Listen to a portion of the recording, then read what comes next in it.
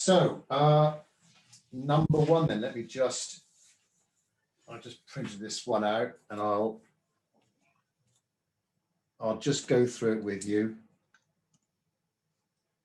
before we make a start. And I'll describe the paper and materials I'm using and equipment for you. So, contre jour, thinking about the composition, we've got quite a nice balance already. This pedestrian crossing is not in the middle, it's just sort of left of center, which I think is quite nice. If you imagine if that pedestrian crossing was right here, it would just be, it would just look a bit odd. It's sort of almost like it's cutting the picture in two in a way. So, and set a slightly different angle. Look at the angle of those lines as well, but good placement of pedestrian crossing. The cafe is just right of center. Nice balance of these two trees. The iconic pencil pine tree here, very reminiscent of the area in Italy. These trees all over the place. So light coming towards us, a little bit of light touching the tops of the rooftops there. Very dark below that. Maybe we can have a little bit of light hitting the shop blind here, the cafe blind. Tree on the left-hand side, framing that top left corner, a little bit of light touching these right-hand leaves, a bit of light against the darker background, but quite dark up in the recess there, up in the canopy.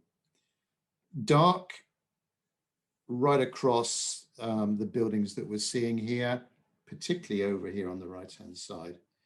I think there's a little side street there, but we're going to try and simplify things. We have the cafe, tables and chairs. There's this umbrella, this parasol that's not open. We could imagine maybe some parasols open here, might include that. And then in the middle, we've got this sort of raised area here with the grass, some planters and bushes.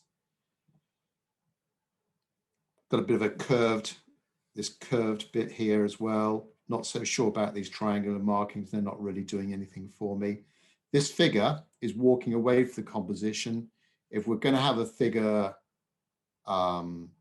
moving, then we want to try and have that figure moving into the scene. So anything on the left, we want them ideally walking left to right, or if the figure's on the right-hand side, walking right to left.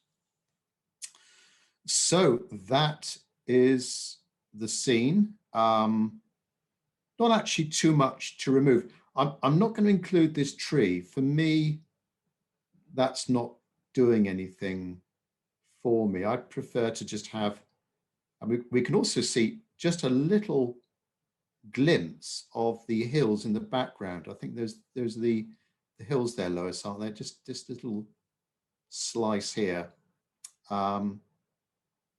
Maybe we'll have that in, because it actually creates a nice bit of contrast with the light hitting the edge of the roof there. Yeah, so that's the scene that we're going to do. I'll first of all describe my materials to you for this demo, and then we'll just see if there's any questions before we make a start. So, and I'll keep coming back to this. I'll put on a piece of board so I can easily show it to you again as I need to as I go through the demo. Right, paper. So I'm using Saunders Waterford paper here. Honestly, any decent watercolor paper. This is cotton-based watercolor paper, but I think most of you on the call, you'll be familiar with different watercolor makes and textures. This is cold press paper, so it's got a little bit of texture on it, and it's 300 grams, 140 pounds in weight. 15 inches by 11 inches, and I've secured it with some masking tape. The paints I'm using, which if you've seen me before, I never change my palette. I try and resist the temptation of buying the manufacturer's latest brand of the month or latest color of the month, but mine are pretty standard, fairly common. Neutral tint or Payne's grey. It's neutral tint here today. Burnt umber, burnt sienna, yellow ochre, viridian green, cobalt green, cerulean blue, cobalt blue, ultramarine blue, alizarin crimson, Windsor red. It's like a sort of bright red, scarlet red, or like a cadmium red, light red, cadmium orange, lemon yellow, and there's lavender down here, which I may use. I also might be using a bit of white paint. Sorry for the purists out there, the traditionalists, but might be using some of that. Just add a bit of highlights at the end to some smaller areas where it might be just really difficult to do any negative painting. Brushes. I'll most likely be starting off with a large mop brush. This is a synthetic mop brush. It's got good water retaining capabilities, good edge, a good point to it as well. And then I might be, after that, using a medium-sized mop brush. This is a pure squirrel mop brush. That's about 10 millimeters diameter. For the foliage, I might be using this old ox hair brush, which has seen better days. It's always losing hairs. Quite a good brush for doing foliage. And then a smaller synthetic brush. And that is pretty much it. I do have quite a few brushes. If you saw over to my right-hand side, there's a plethora, there's loads of different brushes in there, but to be honest with you, I find there's enough variables in watercolor. And if you keep changing your paper, you keep changing your paints, you've got 50 brushes to choose from, then there's too many choices. And I personally would get confused. And so I try and keep things as simple as possible and keep to things I know and understand. Well, I know how they're going to behave, as I'm painting. I've got a question here. What do you do with your leftover dried up paint in your palette, Tim? Well, in the mixing wells, I may, if they get really dirty like that, I might clean them before the next painting. But in the actual painting wells here, these little wells, I don't clean that at all. They might become contaminated with paint from a previous painting. So there's quite a bit of dark blue in that one. Yeah, so I don't clean it too much. You can, this is tube paint I use, but you can obviously refresh it a little bit if you want to. But I prefer them to be quite hard. And my painting well, he has an open edge. So as the paint has dried from a previous painting, I can just refresh it with a damp brush, just gently going in that direction, and that livens it up again, refreshes it, and it's fine. So I don't mind the old dry paint in there, no problem at all. Right, so are there any more questions at all? Not at the moment, no. Right, the hardest thing is making a start and knowing where to start. Do you start drawing a focal point, which I sometimes do, or other times I may start from the top left corner and work my way, do my drawing over to the right-hand side. But all along the way, I'm sort of imagining that finished scene on the paper. And I'm almost, I suppose, just tracing my imagination. That's the best way I could describe it. We do need to think about where the horizon is. And the sky is actually quite a small part of this composition. So most of this painting is going to be this sort of middle ground and foreground. So that is sort of the base of that dark shadow here, the base of the buildings. It's about that halfway line. So try to think of these spacings of these main objects. And as I say, the pedestrian crossing just left of center, this cafe just right of center, these trees being almost on that third there. Fit this figure maybe on that third there as well, or perhaps we've got a couple of figures just waiting to cross the road. I'm tempted to sneak in a car over here, but I'm not sure I'll have enough space. The danger about putting a car in, well, I couldn't put a car in here, but it'd be too big. If I put a car over here, it would either be lost in the shadows, or if it had a little bit of light hitting the windscreen, it might be in danger of taking the focal point away from here, this area. So I'm a little bit loath to include a car. If you've seen any of my previous street demos, I always try and include a car and figures because I just think it is a little bit more realistic. But we can imagine it's sort of midday and it's sort of siesta time or whatever they call it in Tuscany, when this photograph was taken early afternoon, really. No, probably about mid-afternoon, and maybe things are just starting to wake up after the midday break. So the streets are quite quiet, middle of the day here on market day in Fivizzano. Right.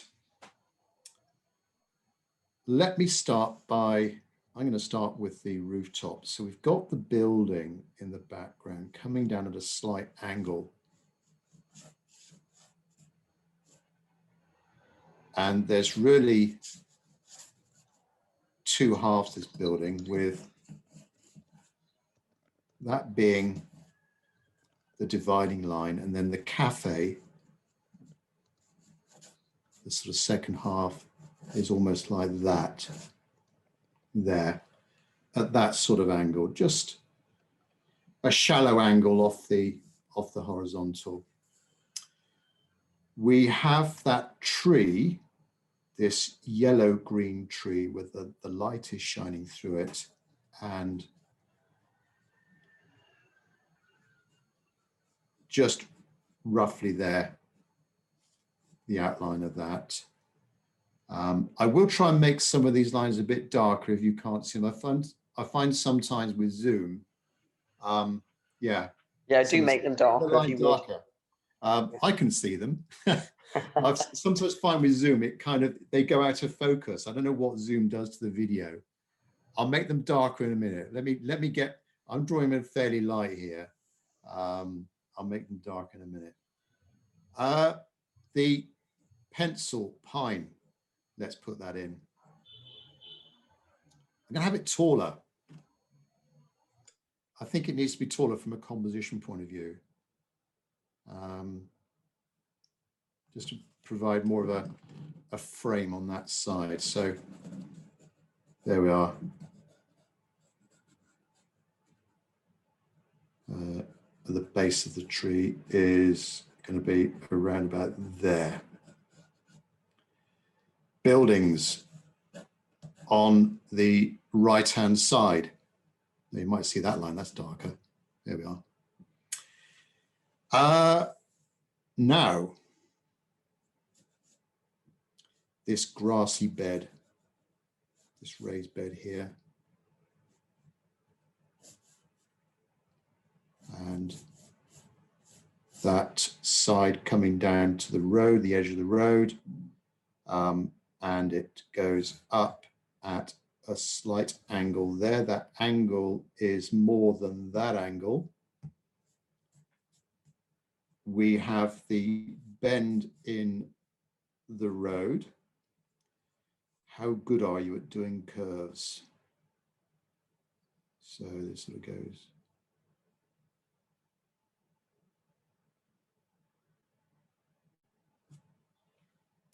Like that for the top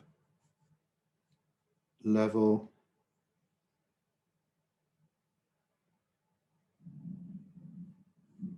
And then that's the bottom of that top level. And then the lower step is a little bit, it's not as high as the first one, like that. Okay. So this is going to be dark here, light here, tree trunk. Now in the picture, we're only just seeing that right-hand edge. Perhaps I'll imagine it's just a little bit further out. We're not bothered doing the bicycle. Lois pointed out, but we don't. I didn't know there was a bicycle there, but Lois pointed out it's just so small and insignificant in the overall composition. I'll leave that one out. But let's imagine that tree just a little bit more to the right. So the buttress roots come down here, and we'll have some soft shadows, old gnarly bark, and then I'm not going to draw all the leaves, but we'll imagine the canopy and these branches. They're almost coming down at a 45-degree angle, aren't they? Do you see? Not make it too perfect. It doesn't matter if these pencil lines show in the finished painting. So there's going to be some angular shadows there going across that tree. Light tree, darker grass, darker still for the background. Then the bottom of the buildings, and we come up against the cafe here. Oh, let's have some umbrellas up. Perhaps one just partially hidden by the tree there. I'll only put one umbrella up. I do want this rather nice stripy blind above the entrance to the cafe, and it's halfway up the building, so the top of the blind is around about there.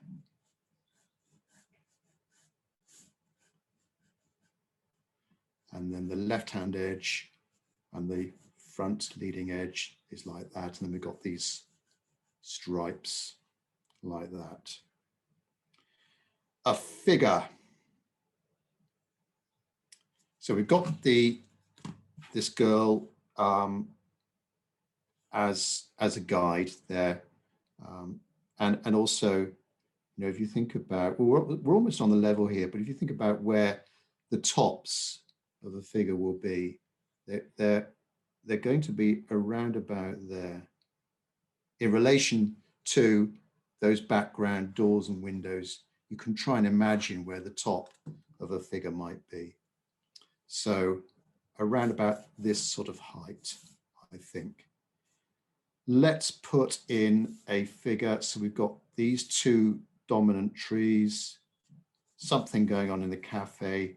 Maybe if we have a couple of figures around about here. So starting with the head.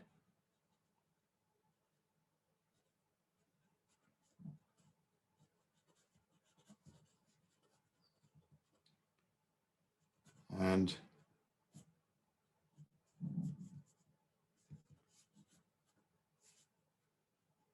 the body of that figure, and then another one just to the side, the head.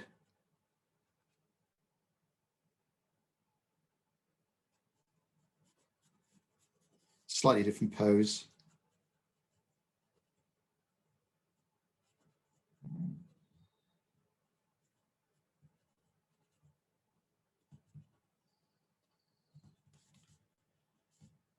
There we are. Perhaps this figure is looking slightly to the left. So I've just cross-hatched the face there. That won't show up in the painting. And then, of course, in front of them, we've got that pedestrian crossing where these lines are at a slight angle. And then there's the left and the right side, different angles again. So the left might be something like there, and then the right side might be like that. And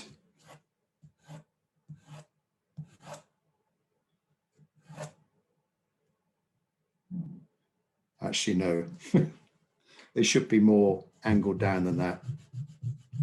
You see, I make mistakes. Have your rubber at hand. That should be a steeper angle. Get that nasty rubbish out. So I need to go steeper. Let's do one line first. There, that's better.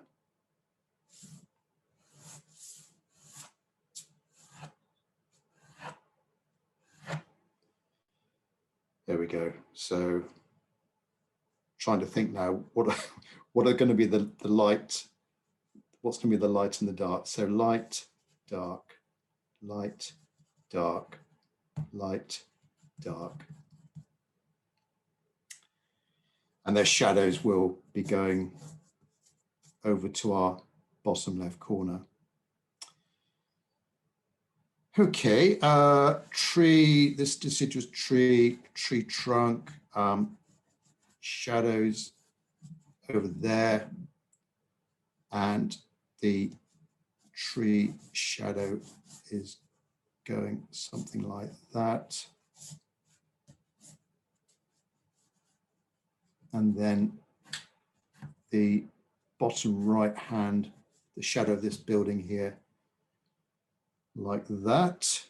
Let's just strengthen up some of these lines now so you can see what we're doing. So I normally wouldn't be pressing this hard or making it so dark, but I'm doing this because of Zoom's failing.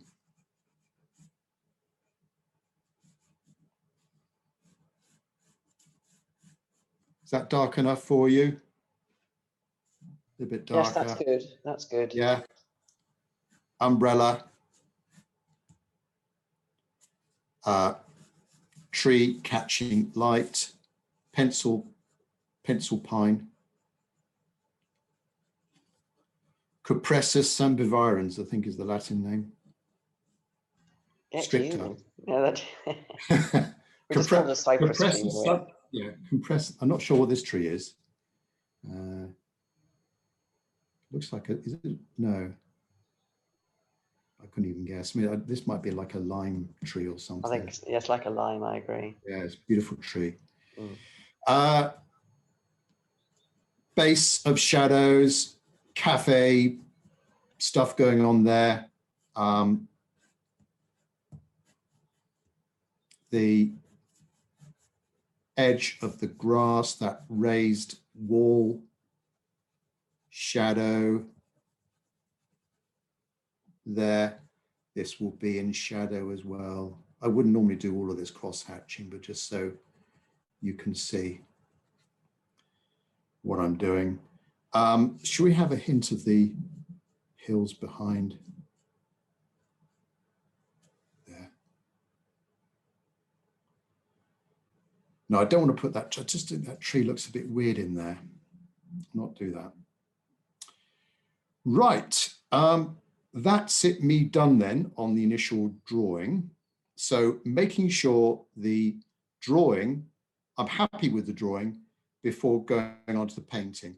I might have done a little thumbnail sketch just beforehand, but I have painted this scene a few times before. Well, I mean, we do paint this scene on market day, which is a Tuesday. Those of you that have been there or are about to go there, the market is down to the right, and then after lunch we come up here and there's an ice cream place just to the right here, and we're having our ice creams and having a nice relaxed paint of this view, or you can be standing over here and painting this way. There's so many different angles in this little place, but it just goes to show, just going to an ordinary part of town and going to one square and just doing a 360-degree view of that square. You can see, and as the light is going around through the day, there's so many different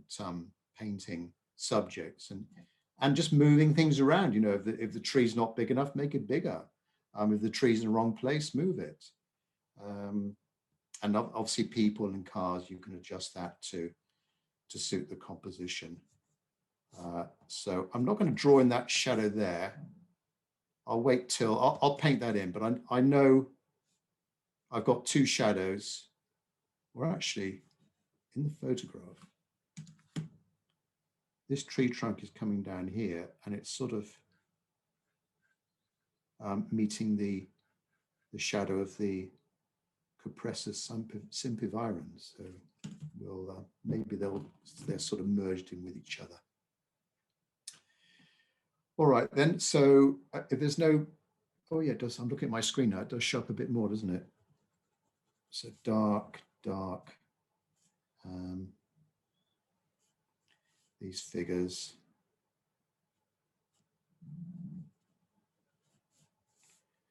Maybe this person's got a bag.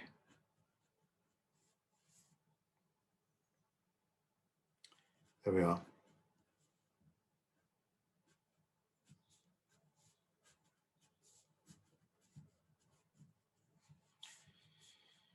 I don't really, with figures' legs, I don't really get tied up with them. I don't really put in a lot of detail because I find the more you concentrate on the legs, the worse they look. And unless you're very, very good at drawing figures, it's probably best just to keep them nice and simple. And also keeping them simple might give you a sense of movement of that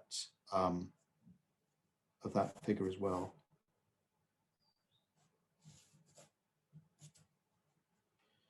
I've smudged my paper here a little bit, doesn't matter. Right, so Lois, there's no questions. I'll crack on with the... No questions. No, everyone's busy painting. I can see a few heads down there. Hopefully everyone is at the stage where you've finished your drawing, and I'll be ready for some painting now. First thing I'm going to do, this pedestrian crossing. Could I ask a question? Yeah, sure. Artistic license, could you not leave out the zebra crossing? Yes, you could. In fact, I've included them where pedestrian crossings don't exist, much to the annoyance of local people. Follow the photograph rather than... Yeah, I mean, you might miss it out if you've not got a lot of space down here. If you come a bit low on the composition, it would look a bit odd if you just had one or two stripes down the bottom. But yes, by all means. Yeah. What you're going to have to do though is try and make the road a little bit interesting. We can see different values and textures, and there's a twig there. There's some kind of, I know what that is. Maybe they put a post there or something. Looks like there's a sort of slot there for... Just extend the shadow and just bring, sorry, it's just my thoughts. There's everything detracts from whatever else is looking good. I just think it's an element that's taking us into the picture. We're this side, Right. we can see ourselves crossing there and going over for a coffee or whatever over here. You know, we've got a bit of a journey going on, but it's entirely up to you. Yeah, thank you. All right then. I was going to say, this pedestrian crossing is not white. It's had lots of Italian motorists driving over it. And if you look at most pedestrian crossings, they're really battered and paint peeling off and all sorts. So I'm going to dirty this up a little bit, first of all, before I start doing the sky and coming down, doing my initial wash. So any brush will do for this dirtying up phase. My water container is over here to the right. I'm just going to pick up a little bit of clear water. I've lost my sponge. Hang on a second.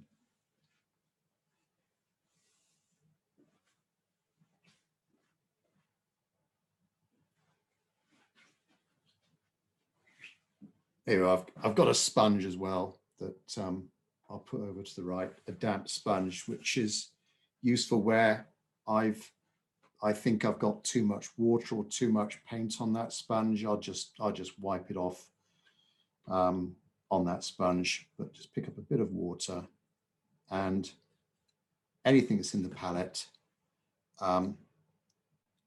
just cover up these white lines a bit in a random way. That'll do.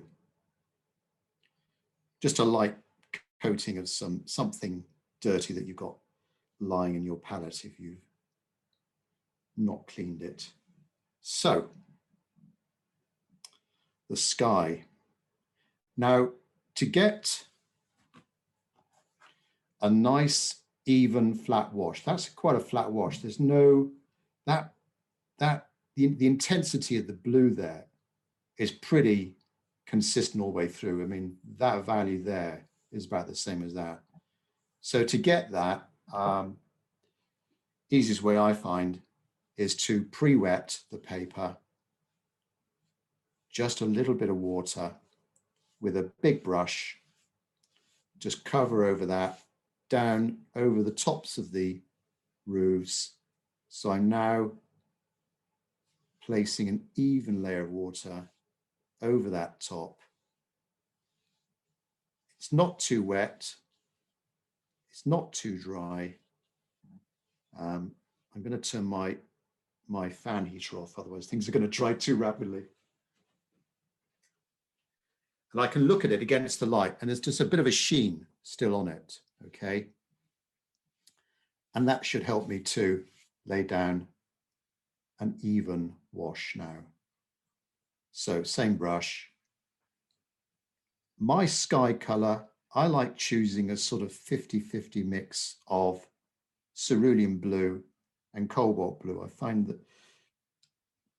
those two together, they're for most skies, that gives me the right sort of shade of blue.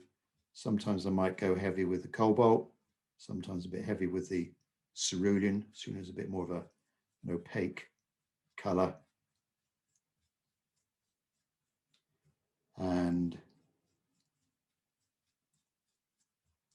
course, this is Tuscany, nice, rich sky. I'm actually mixing it in the paint, not actually in the well, but go over the wet sky now, that damp sky.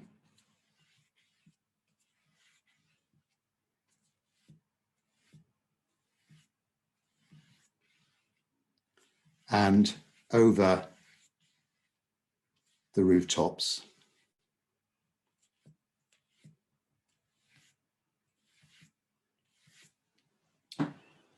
Like that. There is a slight slope on my board, so things will come down a little bit for me.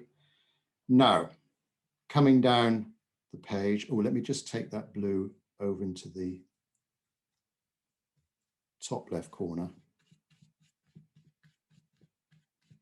Most of that's going to be covered with the tree, but just in case there's any sky poking through, I don't want it to be white, I want it to be blue. Rooftops, same brush. I'm just taking off a lot of the moisture off that brush with my sponge and pick up a bit of roof color, which is going to be that sort of terracotta, a light red, will be fine. It doesn't matter, there's little bits of paper showing through there. There could be little bits of the tiles catching the light. You just dry this a bit to do that. So,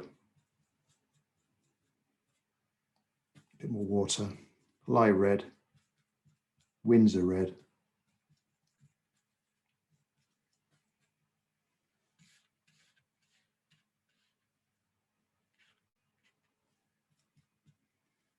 And now thinking about the direction of those tiles, the angle of those tiles.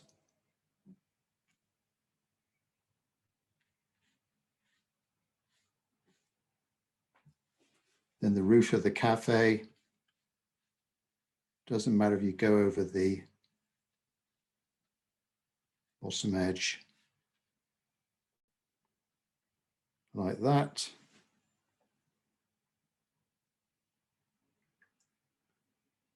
Now the actual building itself,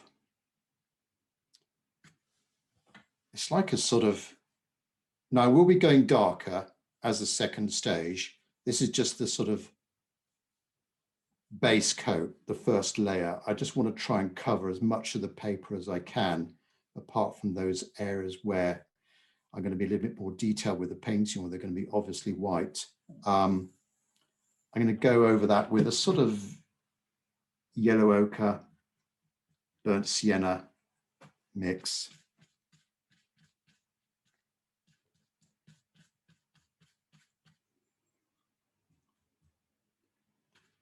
Just to cover up most of that building.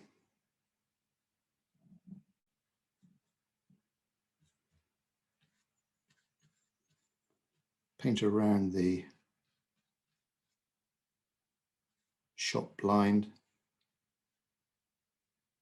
Paint around the umbrella.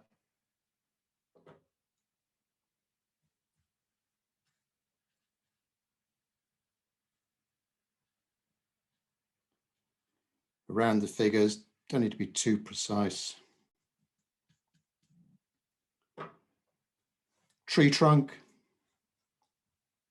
cerulean blue, burnt sienna. It's like a sort of grayish color with a little hint of brown.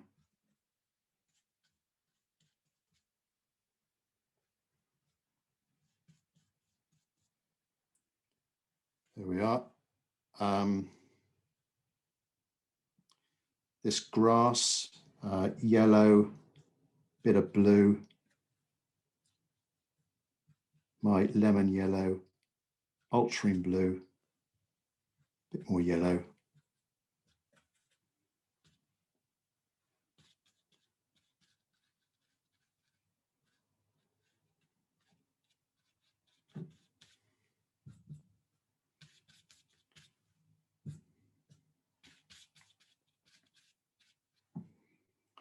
There we are. Buildings up the right-hand side. Again, a similar mix to here.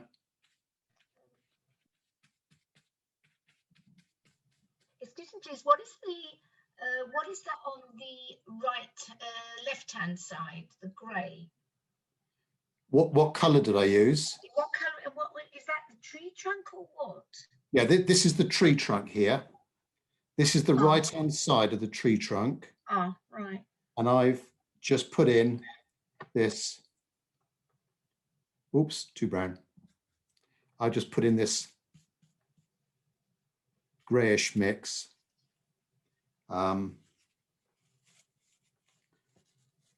Could use a bit of a Right, thanks. tissue. All right.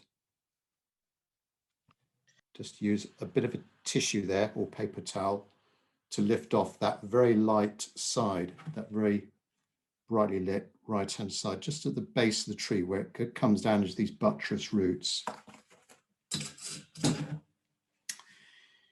Right, down to the street, which is a sort of, what would I describe it? It's a sort of little bit of alizarin crimson, slight bit of red in it, and then a blue. But don't get hung up too much by the colors. Most important thing is getting the values right. Go over their legs, around that shopping bag. It's quite light. It's quite light here and a little bit darker over here. So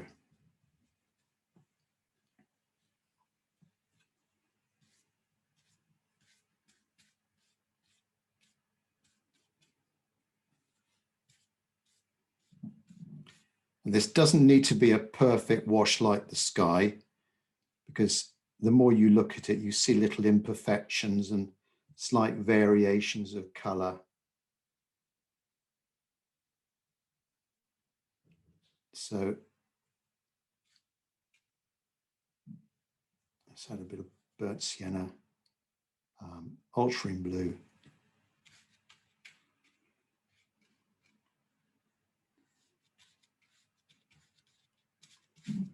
There's the right-hand side of the pedestrian crossing.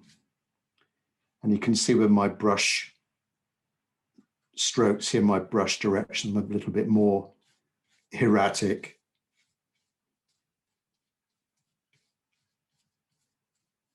Down to that bottom right corner. And then through the gaps in the pedestrian crossing. So we've got, that's dark.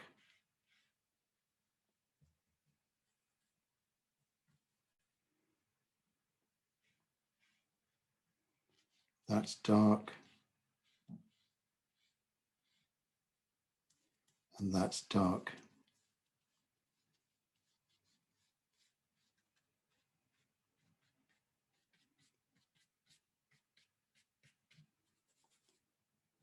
And then finally up in that, or down in that bottom left corner, we can go a little bit darker.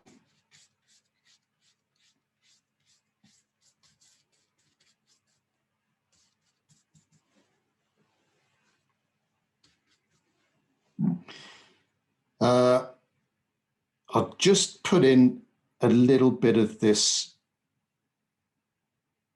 tree here on this first wash, because I do want a fairly hard line around this edge here. So this will be, yes, and I also need to do that shop line there as well.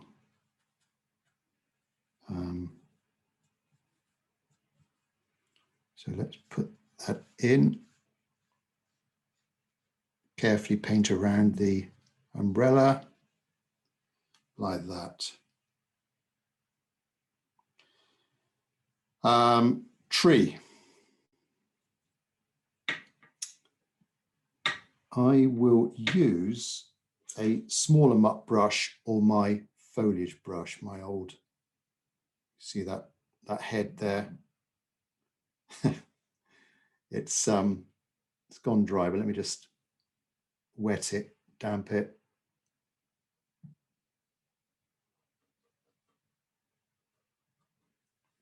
You see this crazy brush? Right, now need to mix in Just check how damp this paper is. Oh, it's fairly dry actually. Got to be careful I don't create any blooms or cauliflowers. So not too watery. You can see with this brush, look at these random shapes I can be creating. So let's just start in the sky and make sure it's not bleeding too much. That looks to be all right. And then we'll, oops, too dark, a bit more yellow. Now we have to think, well, how are the leaves coming out there? There's a few little upward pointing branches with a few leaves on those. Can't really see much of the sky through the middle. And then we come down to the base.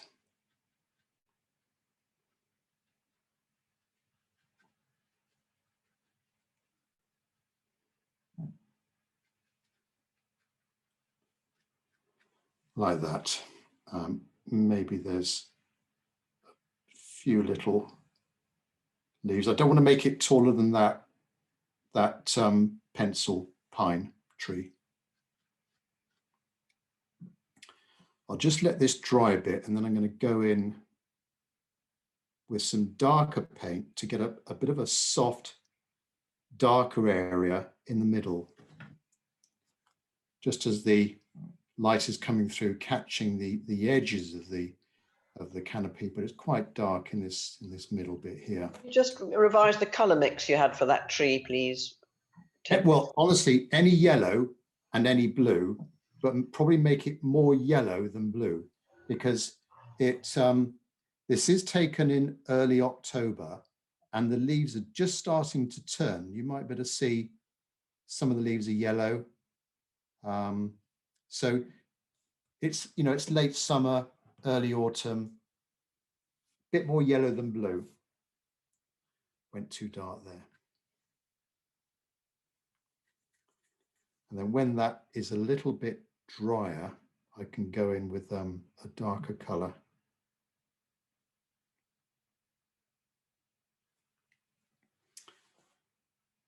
Or shall I? No, I'm going to leave that. Let's leave that. Right, quick review then. We've laid down the initial wash. Some of what I've painted, I won't be painting again. I won't be painting that sky again. I won't be painting the road again. That grass I won't be painting again. This tree trunk, that's it. The rooftops, that's almost it. So certain parts of the painting now, I will not be painting over again, apart from shadows and that sort of thing. Yeah, so it's all right so far. Are there any questions? No, somebody wanted to know if the brush you've just used, does it have a special name? Well, it used to belong to a school. It had a school name here. You thief. And somehow I acquired it about 10 years or so. As you can see, the varnish is coming off, but it is just an old ox hair brush. Sometimes really cheap brushes. I mean, this one here is a flat brush, goat hair brush. This cost me 50p or say 60 cents. Just a really good brush for, it's the same sort of hair, but you get these random brush head marks, and that can be quite good. That again is quite good for doing foliage. I might do the I'm going to do the pencil pine with that brush actually, now that I've mentioned it. So any old brush, don't throw them out. Or what you can do with an old mop brush is on these old mop brushes or a squirrel brush, and it's lost its point, it's lost its edge, it's gone a bit blunt, you could just splay out the hairs of a dry brush here, and then with a small pair of scissors, just hack it, go in at it at angles. And that sometimes can give you quite a nice brush then for doing foliage. So you're actually thinning it out and giving a very random edge of the brush there, the end of the brush. Someone's Or you asking go if what the local name of skill. your large mop was. Did your large mop at the beginning have a name? Yeah, this is a Raphael Soft Aqua. So this is made in France, and a very similar range in the US is Princeton Neptune. But there are others, Escoda do them. But I think that they're the main two that I found that are, well, this one is a pedigree imitation squirrel. All right, so it behaves very much like a squirrel brush, and at a fraction of the cost, and a bit more durable as well. I use a rosemary brush, which is a squirrel one, but rosemary do a lovely range as well. Yeah, they do. Here's a rosemary, pure squirrel. That's probably a little bit, this brush is a bit too big for this painting, but yes, look how nicely that's been finished off here with the wiring and the detail. Yeah, they're lovely brushes. I would actually collect brushes if I wasn't so mean. Right, just wait till this dries. Actually, I might get the hairdryer out. So excuse me. All right, so the paper is nice and dry now. So after the wash, making sure everything is 100% dry before now going on to adding in the darker values, giving depth to the painting, a bit more interest to the painting. So I've got to do, let me just think about this. I've got to do the background hills, but leave a little bit of an edge on the top of that roof, just as the light is hitting that top edge there. Then I'm going to come into the shadow of the buildings down to the bottom, starting fairly light, but going really dark down towards the bottom. And the right-hand side. Then I'll do the trees. This tree here. And the tree trunk, shadow, figures, then these trees, shadows. That's the plan. Oh, and a little bit of detail underneath the cafe there. So, different brush. I'm going down in size now. So I generally start with a bigger brush to start the painting off. And then I'm gradually going down through smaller brushes. So this is a squirrel mop brush. But to be honest with you, you could also have a sort of medium-sized. Do I have one here? There's a kind of medium-sized Escoda. You could do it with that. There's another Escoda. But I just find the squirrel it's a nice soft brush.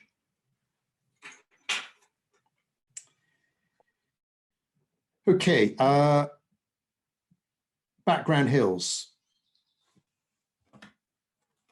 These we can't see too much, so I'm going to make a little bit more of a feature of them, and we don't want them too dark, otherwise that will bring them forward. We don't want them too green, so it's like a bluey brown in a way. So just make sure my brush is damp before is this the right brush? Yes, it is. So a little bit of blue, a little bit of brown.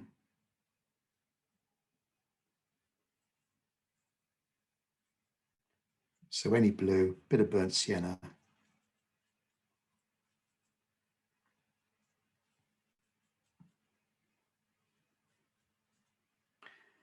and check my edge. And then let's imagine these hills, a bit too much water. These hills are, you can just see a little bit of them above the rooftops.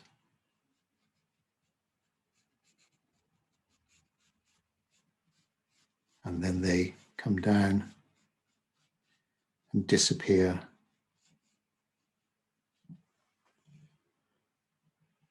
Just halfway along the cafe there. All right.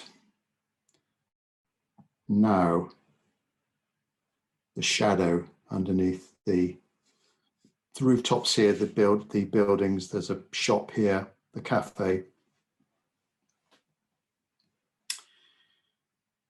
It's quite a warm, it actually starts quite warm, then it gets a little bit cooler. So fairly warm, and then a lot cooler, a lot bluer at the base. You can see it a little bit in the photograph here. Warm, cool, and a bit darker as well, down towards the bottom. Right, let's just mix something up here. Bit of blue, bit of burnt sienna, bit of yellow ochre. Bit more blue, yellow ochre.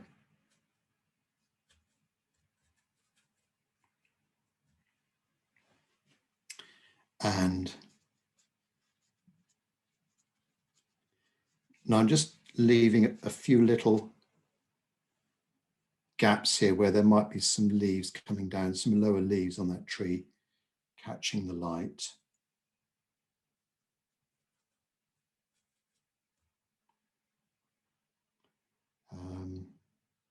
Should I choose a bit of a light red for this? I think that yellow ochre is making it go a bit too thick.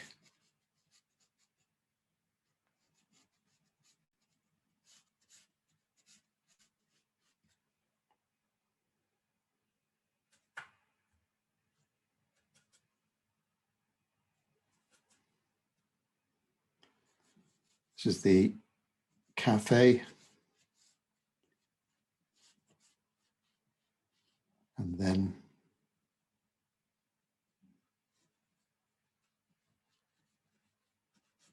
up to the edge of that tree.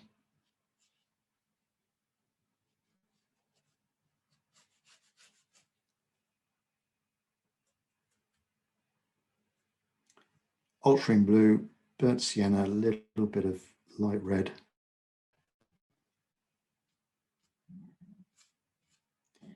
So with this soft brush, it's giving us a nice sort of even application down to the top of the blind.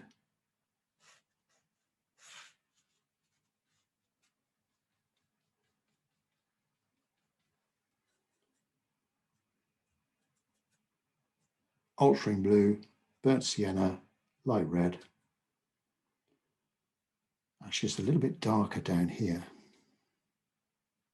on this side. Up to the edge of the tree trunk.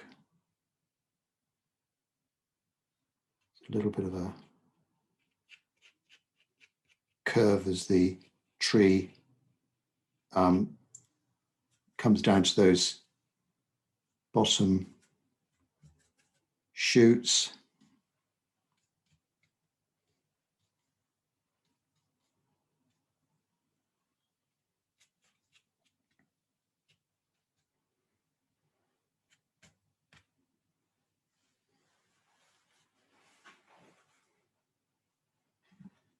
Now, the bottom third of these buildings, I'm going to go darker still, bit of neutral tint here.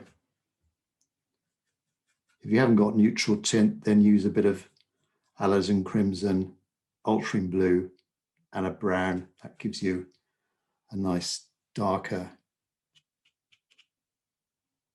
colour.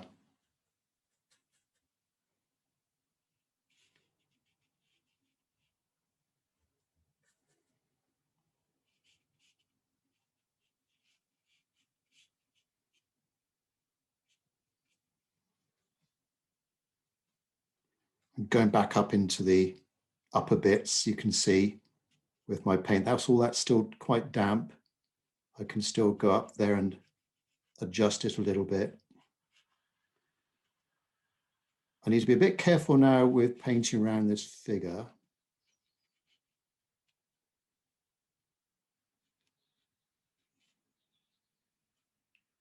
Make sure the head looks about the right size for the body. And then this figure there.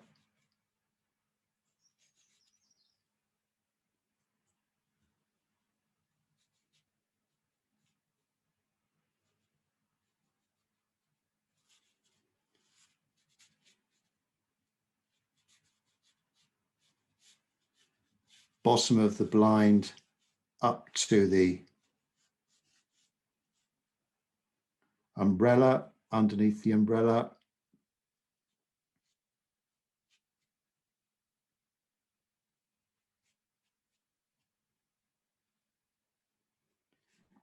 And when you look at that cafe, just think of shapes with all these planters and things. Don't think of them as, I've got to draw that planter shape, that rectangle or square or individual tables. Just think of shapes, and half of those table legs we just can't see. So we've got to try and simplify things. Back to this figure.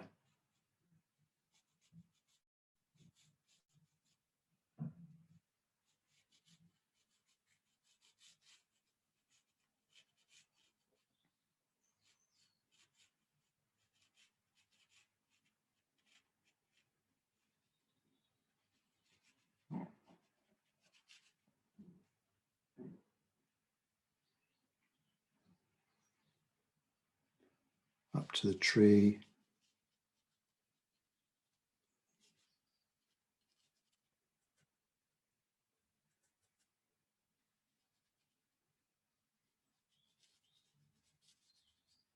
And now up the other side.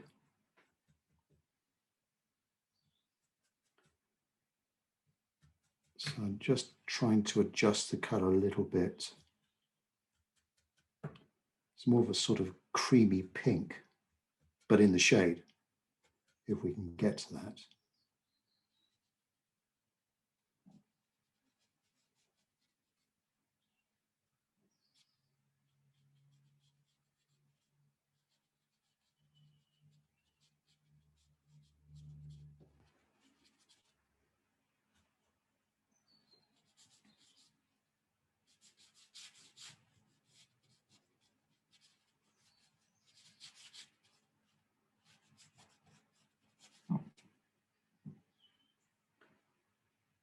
And this very right-hand building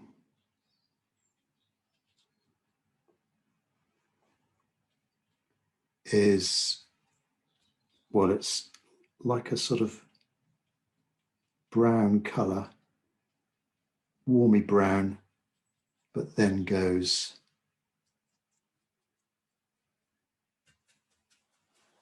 very cool and darker at the base.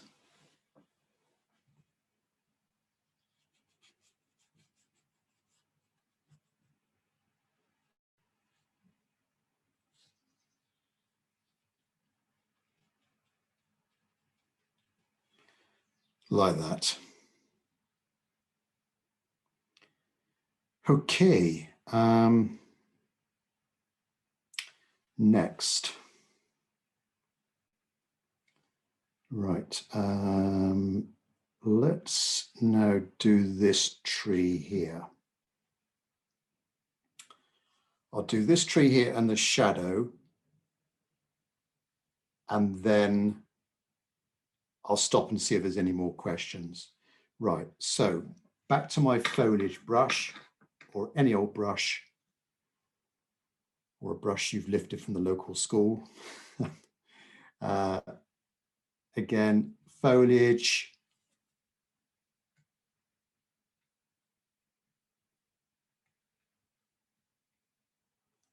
Make sure this is dry here. Foliage. Now we can see some of these leaves just escaping from the edge of the canopy. So we'll just give a hint at some of those like that. Light on the right-hand side. Oops, too dark. Light on the right-hand side.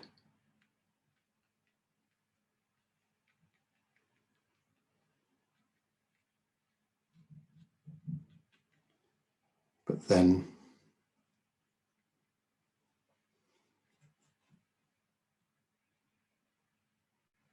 darker as we go over to the left. And maybe a little bit of the sky peeking through as well. Right, to go darker with this green, I'm going to use, well, I could go more intense with the blue and the yellow, a little bit thicker and a little bit of neutral tint. Or I like using Viridian green here and burnt umber. That's quite a nice green. See what, bit more brown. Bit more brown. Burnt sienna, Viridian green. It's not dark enough, going with a little bit of blue. Ultramarine blue in this case. There we go. Viridian green, burnt umber.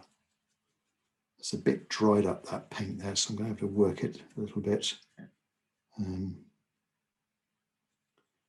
And just see what that looks like.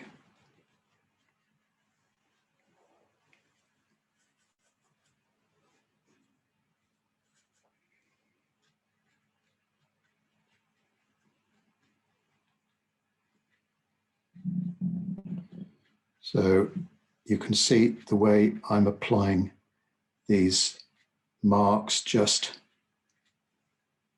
in a random fashion, trying to emulate those leaves. Viridian green, burnt umber or burnt sienna, ultramarine blue,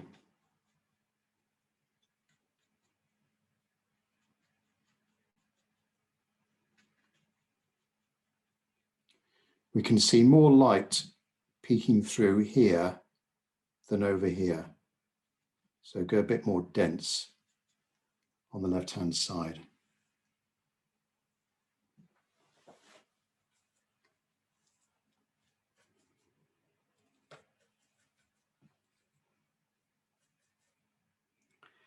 This is a very well-behaved Zoom session. Normally on my Zoom sessions, there's lots of noise going on and it's manic. Are you feeling a bit lonely there? I feel like everybody's deserted me. There are 86 people watching you. It's spooky how quiet it is. It's like I'm painting on my own. Oh, you see, the brush hairs are splayed out there, and so it just gives us a bit more of an interesting brush mark. Now, some of this darker green will be on the left-hand side, the bottom left-hand side of some of these lighter leaves, just where the light is catching, where the shadow is just forming under that lower, that lower edge.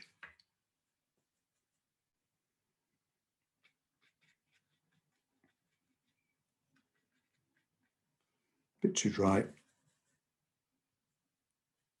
Ultramarine blue, Viridian green, burnt umber. Hello, I have a question. Yeah, sure. Right, I see where you're painting now. Yeah. It looks very granulated. It might be the glare of my Right. lighting. Okay.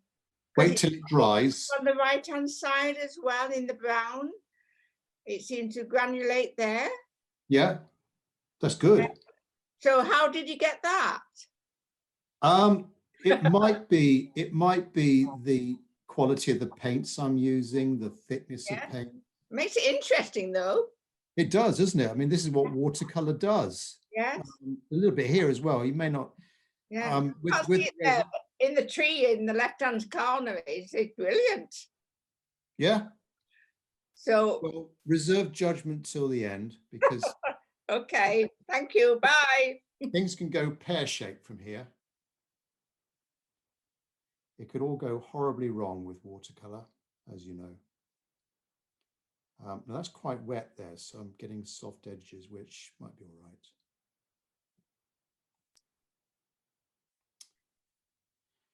Viridian green, that burnt umber is getting a little bit softer.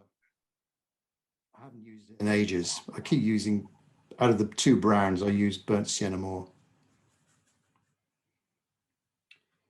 Well, you know what paints you use when you have to put in the reorder to the local paint supplier, don't you? So a bit more water.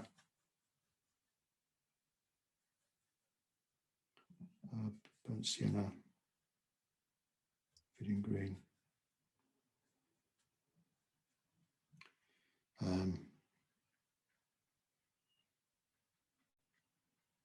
You're still granulating. Is it? Yes. Sorry, but I'm just. I think it's the reflection, Sylvia, in the light. Yeah, it might be. With my lighting, yeah, if I turn this light off, hang on a second. No, don't be. It looks good. Ah, oh dear. There you are. Yeah. I'll leave that off. Oh, different. Oh no, I like it better than before. Tim, what were the colors that were used for that tree that's up in the upper left corner? I'm using Viridian green, burnt umber. That gives quite a nice dark green.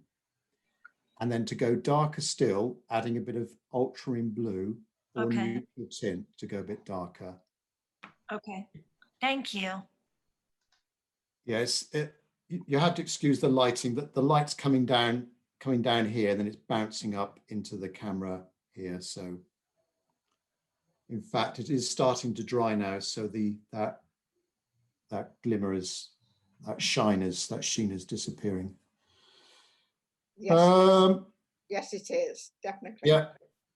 So you're getting disappointed now. Yeah, you know, on the photograph it's probably off my lens, but there's this shard of light coming down here. It's quite nice when things like these accidental things happen and you can make them into something. The light coming in, bouncing off some object, it can be quite nice when that happens. Let's just, I'll angle my brush so you can see what I'm doing.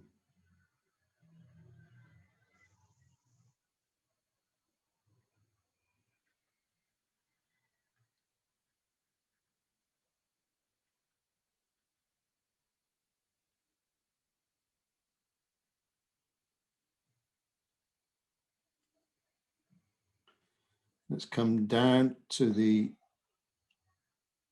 bottom of the canopy and then the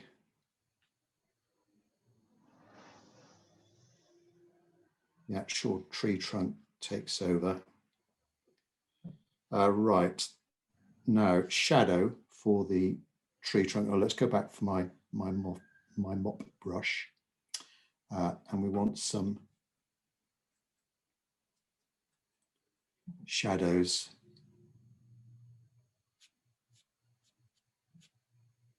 Going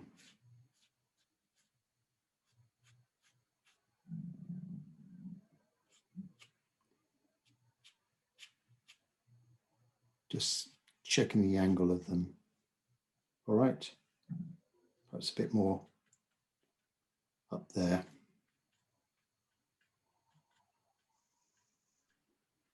Tim, what colour are those shadows?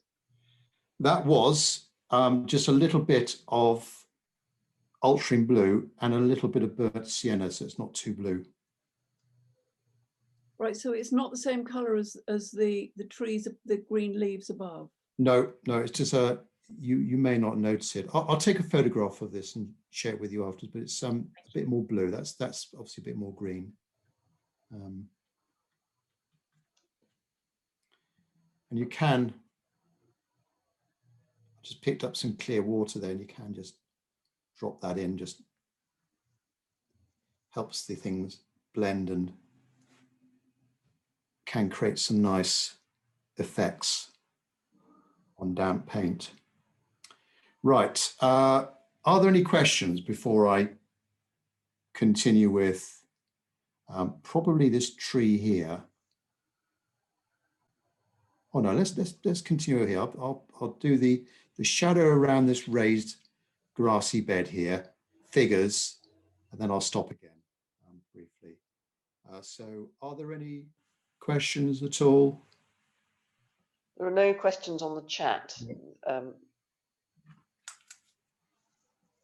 See, it is going quite dark there.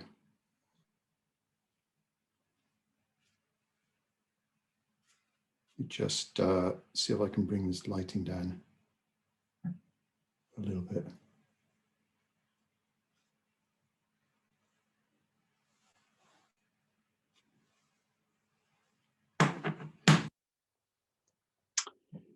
Right.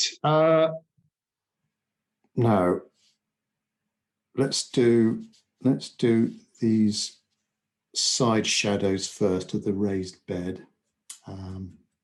So still my mop brush, and you can see the edge I get with it, the point. You want a nice edge to it for doing these shadow marks and creating a nice hard edge as well. Now, ultramarine blue, burnt sienna.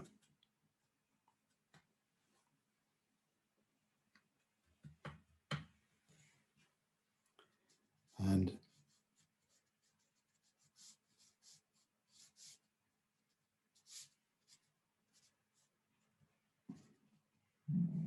a little bit up there, not too much, because there's a bit of light hitting that side, of course.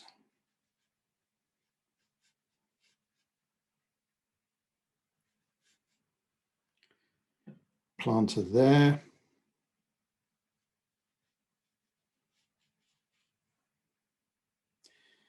Figures. Let's start with some flesh color first. Bit of light red, tiny bit of cadmium orange. Oh, too dark.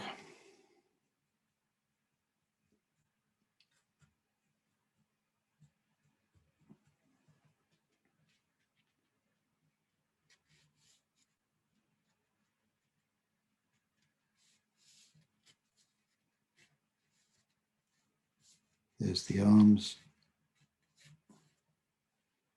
And then clothing, let's keep them fairly light. It's been a nice autumn day, and they don't have heavy overcoats on. And let's make this one. Now, thinking about the light coming from the right-hand side, perhaps there's some light hitting the shoulder there, that right shoulder. Just a little bit of light on that right-hand shoulder. And then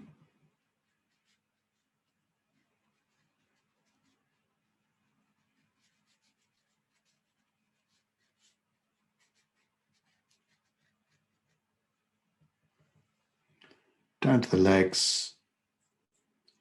Shadow will be alizarin crimson, ultramarine blue, bit of burnt sienna, quite dark, bit of neutral tint, alizarin crimson, burnt sienna, that's it. Now, it's very important here to get the angle of these shadows look at this girl, the angle there, it's quite, see, with perspective, it's kind of like that for that figure, and then the trees, and if there was an object here, the shadow would be almost vertical. So think about those angles. So this one will be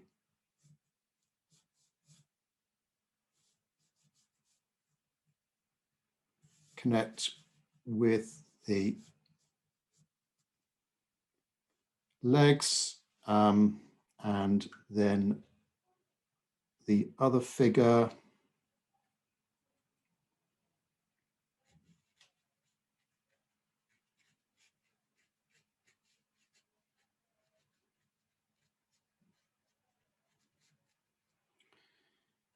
and shadows.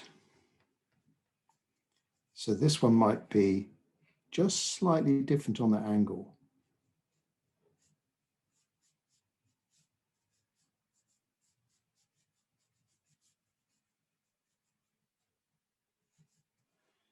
There we are. Ah, tree.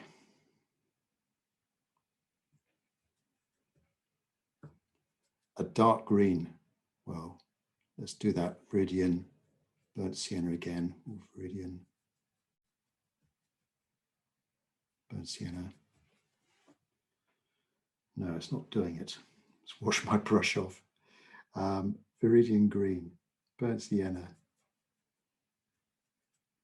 Bit of a blue. That's better.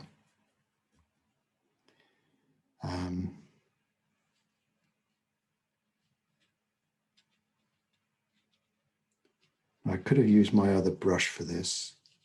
I'm really concentrating on the central part of this tree because the light is more on the edges.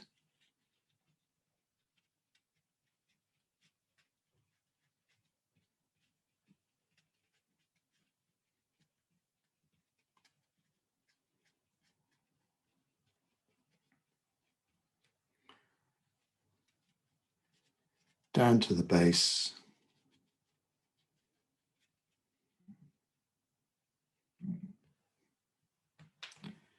There we are. That's okay. This pencil pine here, the way, obviously it's very tall and narrow like a pencil, but there are some, the shoots generally go upright from the central leader, from the central trunk. Now, I'm going to try doing it with this flat brush. Let's see how I get on. So flat brush, you could use the mop brush or my foliage brush, but you just got to think about how those leaves go. This tree, these trees are very dark green, all right? Very dark green. So this will be similar to the top left corner. Viridian green. Oh, Viridian green. Burnt umber. It's a better brush for mixing the paints. I can be a bit more forceful with this.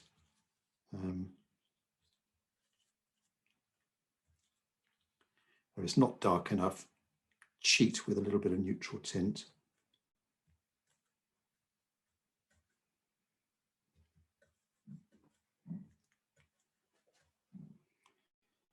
So the leader,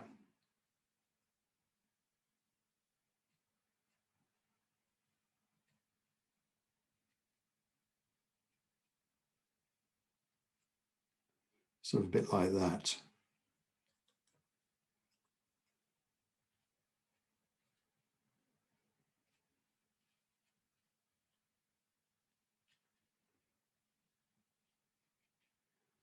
They're actually quite hardy, these trees. They can withstand a lot of frost, and when the snow gets on the branches, weep down, but they soon spring back.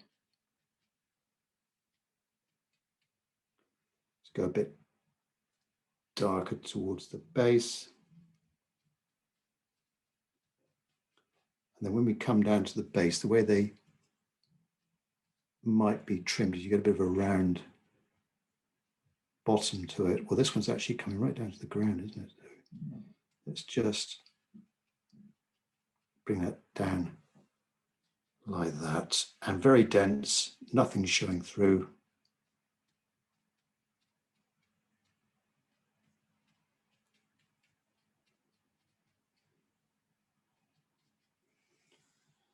There we go. Shadows. Back to my squirrel mop brush. Let's put these down.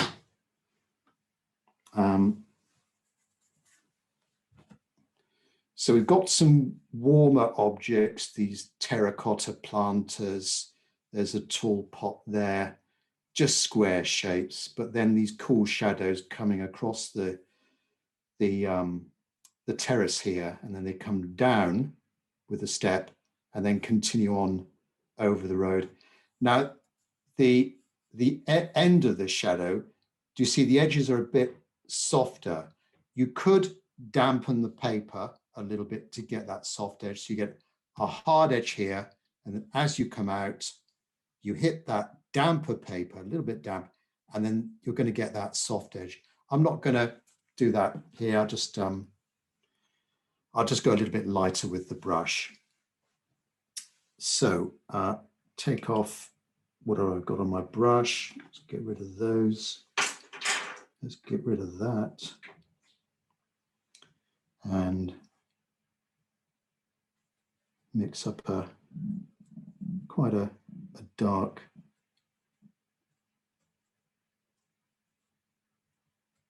terracotta color for some of these shapes here.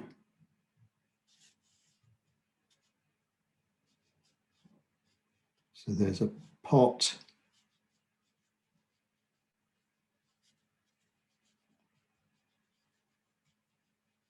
Another pot there.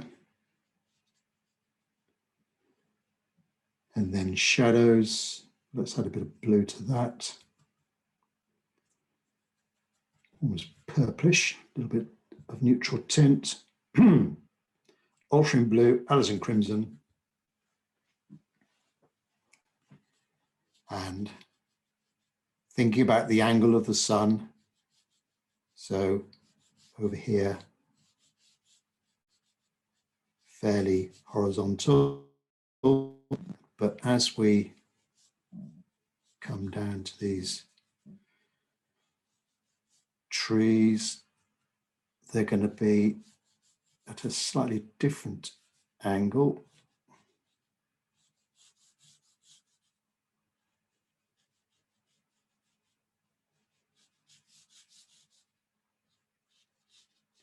So to the edge of the terrace, and then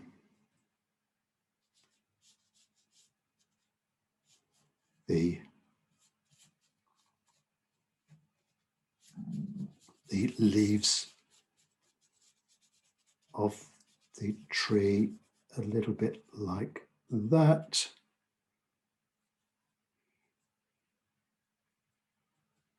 Now the shadow of the steps here.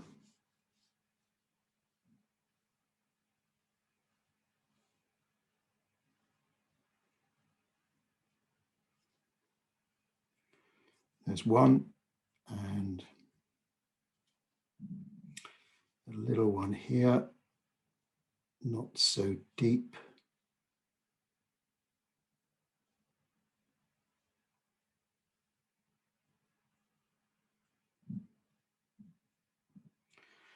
Like that.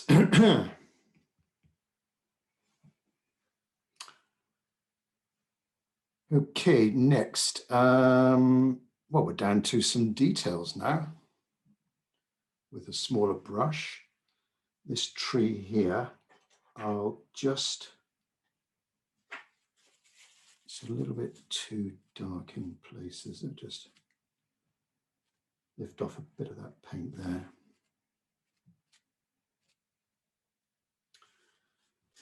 Right, so next step, well, we're getting towards the end now. We're adding more details on the buildings, drain pipes, windows, the stripes here, our windows on the right-hand side, aerials on the rooftops, a bit of tiling perhaps on the rooftops. Yeah, so we're nearly there. We're about 10 minutes or so away from finishing. Now, detail. So are there any questions, Lois, there at all? No, no questions. No. What Okay. about the tree trunk of that pale tree next to the dark Don't need to give one? that.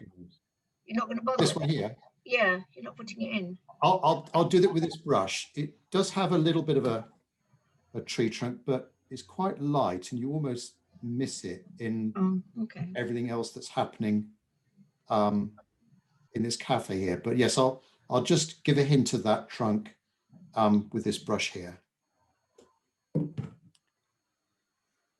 Okay, so with this brush, I'm picking up really anything in the palette, and we will have some of those lines of the roof there.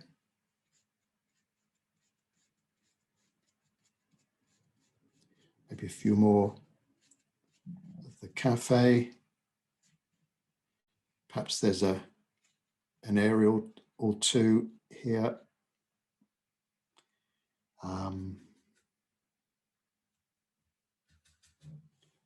It's quite dark under the eaves of this building. And also there's a few lines here. And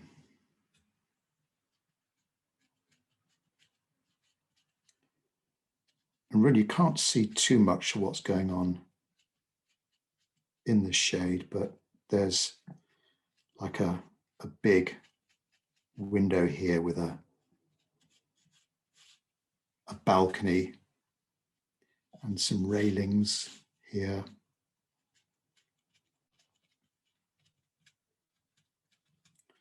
Not drawing all the railings in. As we come down, there's obviously some doorways. So I'm not drawing perfect rectangles for these. I'm just implying some details there. I could put in a dark doorway behind this figure here, and that's going to add a bit of contrast.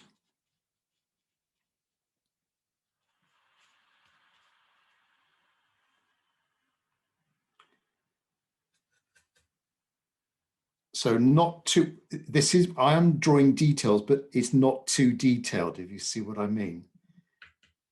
I'm just implying a few darks in here. Windows of the cafe, some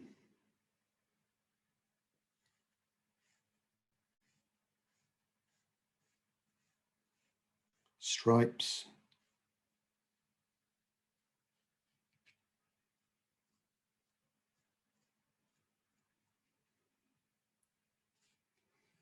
Of the blinds.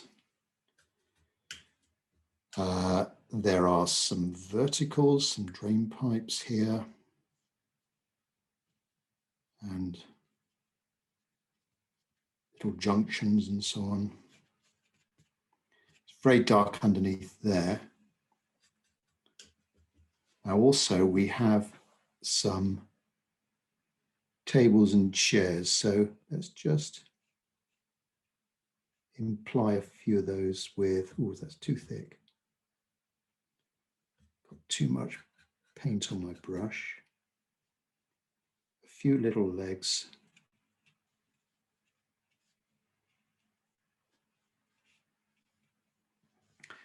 There are some people in the cafe, but we can't really see them.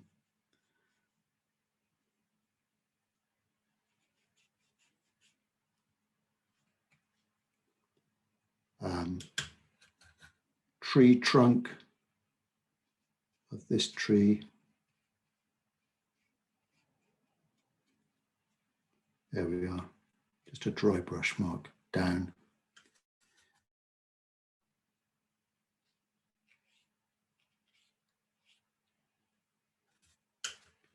Windows on this right-hand building. Could look as if they're a bit blue in the photo. Just sneak one in there. Think about perspective with the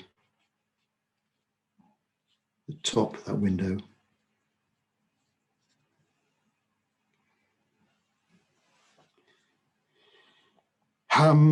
Oh, shopping bag.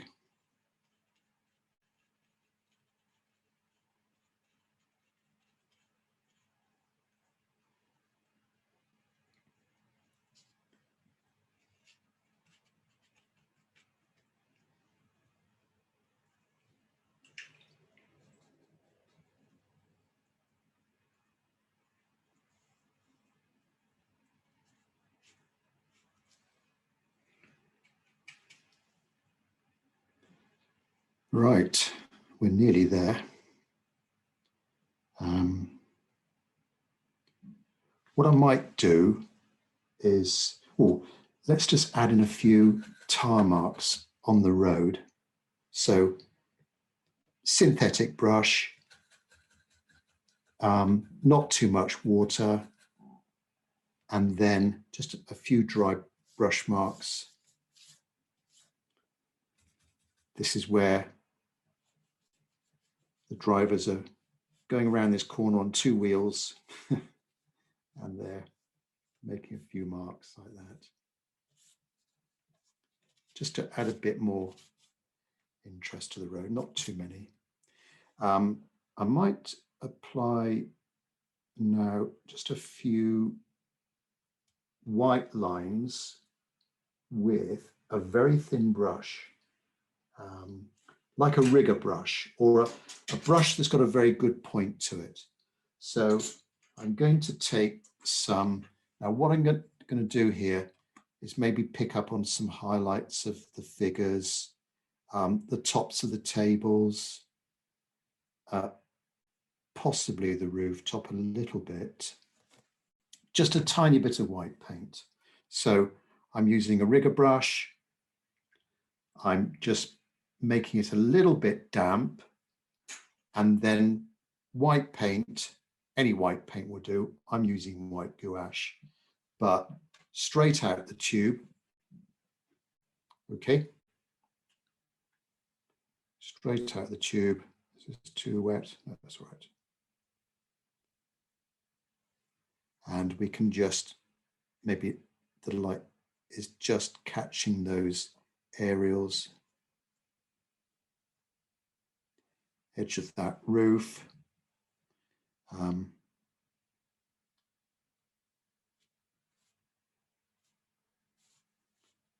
figure there. And the tops of some objects. We've got the tables. Maybe there's the pole for the parasol. There are some railings.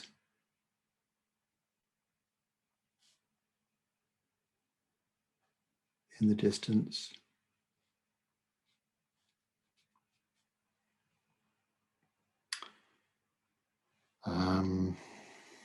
Someone's asking you what make is your rigger brush, please.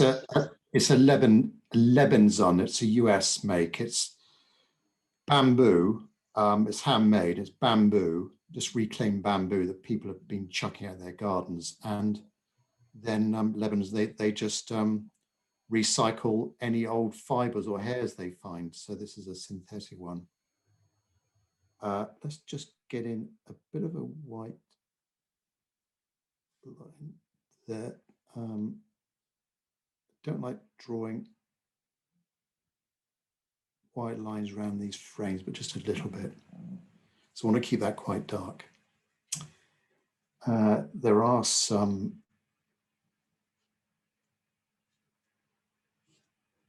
lines going down there. Possibly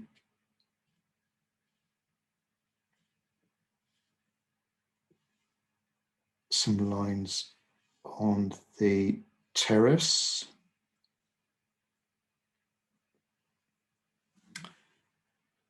There we are. I don't want to overdo it now.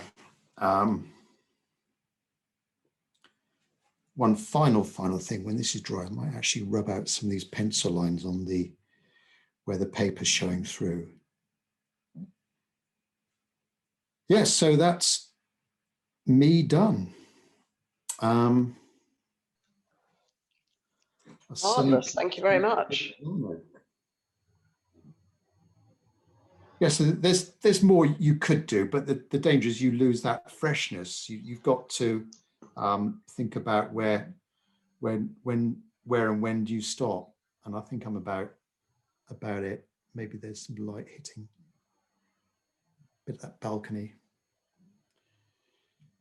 Right. I think what I found surprising when you first painted the buildings at the back of the square, yeah, I was thinking, oh my word, they're so dark. And yet now it's all done, they look absolutely right. And I would never have dared go in with something as dark as that. Yeah, so comparing it to, yeah. But actually the photograph is probably a shade darker. Mm. But you need that darkness to make the lights lighter. You know, hopefully you feel like the light is coming around the edge of that tree, and